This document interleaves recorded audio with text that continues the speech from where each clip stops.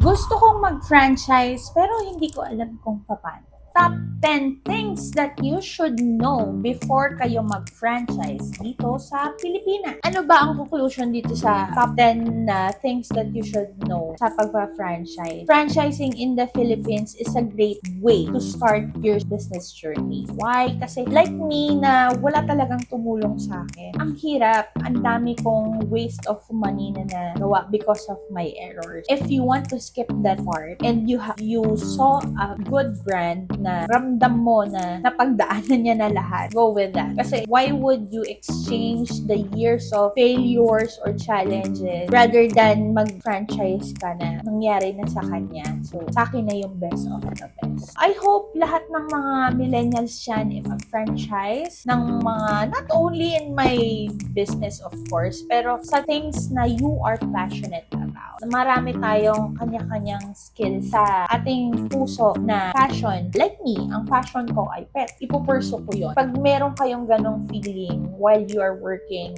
in a corporate job, i-address nyo yan. Kasi baka yan yung success na ma-achieve ninyo in the next few years. So, those are the 10 things that you should know when franchising here in the Philippines. I hope marami kayong natutunan. And sana malampasan nyo yung facing ng fear of franchising. Marami kasi ako narinig na natatakot mag-franchise kasi naloko or what. These top 10 things na ginawa ko sa inyo, it will serve as a guide for you to be wiser and achieve that success that you really want in your life. Thank you so much. Follow me on my social media page. Click the subscribe button below. Magtulungan tayo so that we will be the next future success stories. Thank you.